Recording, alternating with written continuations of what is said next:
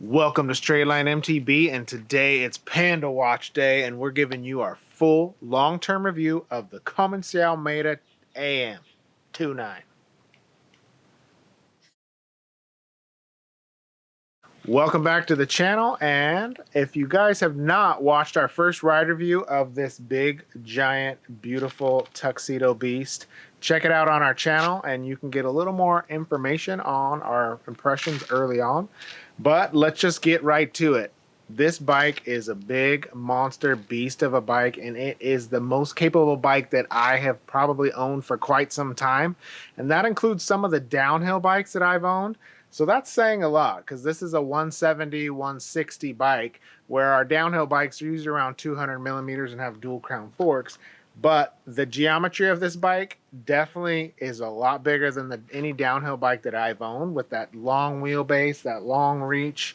Whew, this thing is a beast. So let's get right into it and what this bike was made for, and that is the descents. This bike is it's a rock gobbler. This thing is made for the downs, and it will take anything you can give to it.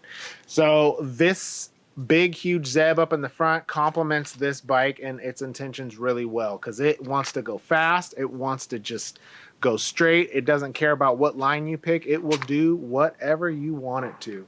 That long wheelbase really gives you a lot of confidence in the downhills.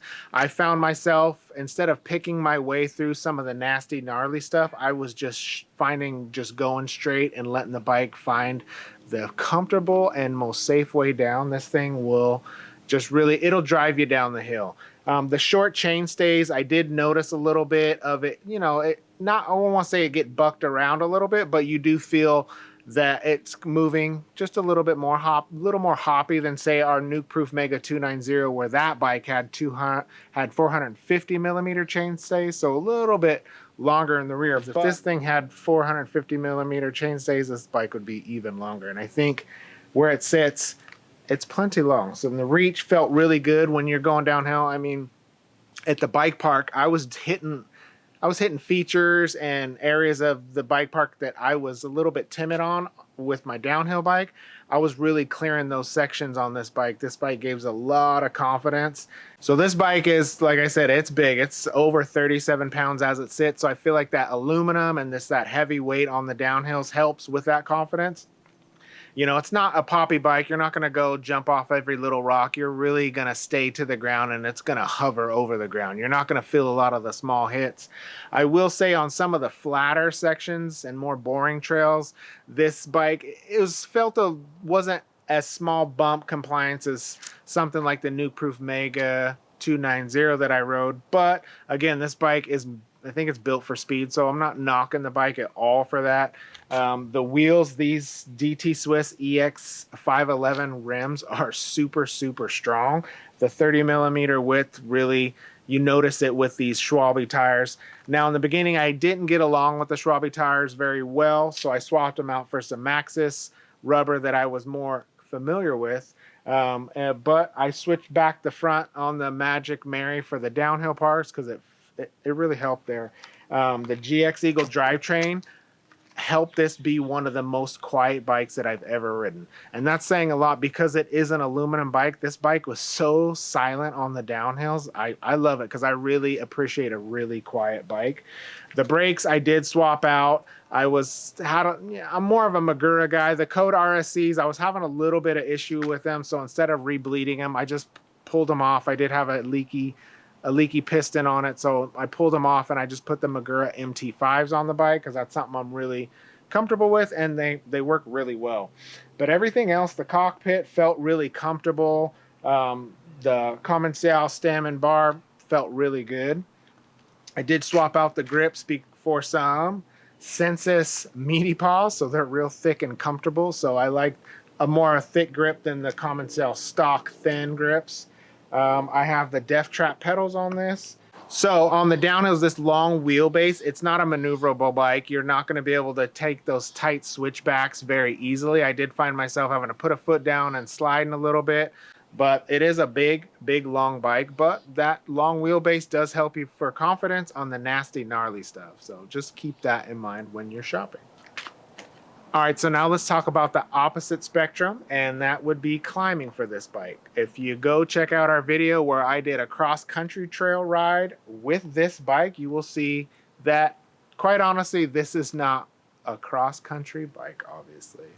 It is a big monster. I wouldn't even say it's an enduro bike. It kind of, to me, feels like it leans more towards the old free ride style, but all that said, 37 plus pounds, this bike is pretty efficient for being that big and the intentions of it being a real rock crusher.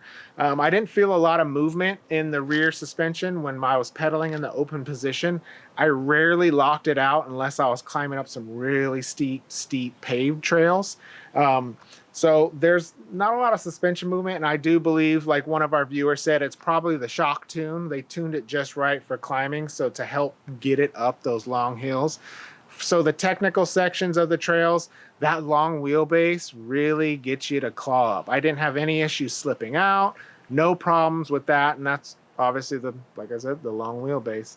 It is a big bike again, so you're not going to be able to maneuver up the hill as well, and it's 37 pounds, so that's a lot of bike to get up the hill. But again, this is a bike that you survive the uphills to get the downhills. So the reason I did take it on those cross-country trails, I wanted to give you guys a real test to see if this is a bike that I could say that would be a one bike option for me. So we'll get more to that a little bit later. But if you got strong legs and you're ready for some big downhills, then this would be a bike that'd be good for you. All right, so now let's talk about the Meta AM and our size large as a complete package. For $4,500, what do you get? You get top of the line RockShox Zeb Ultimate Fork. You get the top of the line Super Deluxe shock. You get really nice DT Swiss wheel package. You get the KS Lev dropper post. You get the brand new 2021 GX Eagle drivetrain. That's with the 52-tooth rear cassette, so that also helps you get up the hills. The brakes that come stock on this are top of the line RockShox, sorry, not RockShox, SRAM Code RSC brakes. You get Commencal branded stem and bar and grips, and you get really nice Magic Mary front and Big Betty on the rear. You get, and I like the 200 millimeter front and rear rotors. That tells you really what this bike is made for. So $4,500. I think it is a good value. You're getting good components for the price. I do notice that some of the direct-to-consumer bike brands prices have been going up a little bit, and some of the bigger names are coming down a little bit, but I still think it's a great value. You do get a nice aluminum frame. This frame is really well built. It is not light, but it seems like it's a frame that's going to withstand the tests of time and some of us big boys who like to smash real hard. Few things off the top that I wasn't really excited about was the Code RSC brakes. I've not had a lot of luck with SRAM brakes, and these ones had a little bit of issue, but instead of swapping them out and putting them back on, I put the Magura MT5 brakes on there. Also, the tires. I'm not really a Schwalbe tire rider. I like the Maxxis, so I was running the Assegai up front and the Aggressor double down in the rear. I did put a bash guard on it. That was something I was kind of disappointed to see that Commencal didn't send with the bike, because this is a big burly bike and it definitely needs that bash guard. The saddle, obviously, that's personal preference. I swapped it out, but the Fabrique saddle that comes with it is really nice, and it is decently comfortable if it works for you. But it didn't work for my big bum, so we swapped it. So now let's talk about who I think this bike is for. So just referencing to me, this would not be a one bike option for me, because I didn't feel like I was able to enjoy trying to keep up with some of the faster climbers and riders. So I was struggling and I was back of the pack for the climbs. Now, when you're pointing downhill, you're smashing on everybody, so that's good. But I think this bike complements something a little bit smaller, like our YT Izzo that we just got. So that is a 1-2 punch that I think is a really amazing setup if you can swing it. But I think for me, I would pair this with a smaller, like 130, maybe 120 millimeter travel bike. Not to say that some of you guys out there with big, strong legs can't use this as a one bike. I'm sure there's people out there that have no problem with it. But I would say if you're not hitting super chunky, nasty downhills and bike parks in the summer, this might not be a bike for you. I really felt like it was way too much bike for my local trails. Something you could check out is the Meta TR, which we are riding currently. We will be doing a comparison head-to-head video, as well as you can check out our first ride review of the Meta TR to kind of give you a little bit of feedback so you can take both and see which one you might enjoy a little bit better. Thank you for joining me. Please give us a like and subscribe to our channel for more awesome content. And you don't want to miss our head-to-head battle with the Meta TR video that we will be working on, and our long-term review of the Meta TRs. That way, I know you guys are out there anxious, really wanting to get these new Commencal bikes that are sold out for a while. So we're happy to help you guys and answer any questions that you guys may have down below or on some of our other videos. So again, thank you guys for joining us. Don't forget to subscribe to this channel and follow us on Instagram at straightline_MTB and all the social media platforms, even TikTok. You can check us out at straightlinemtb.com. And again, I appreciate your guys' support and see you on the next video.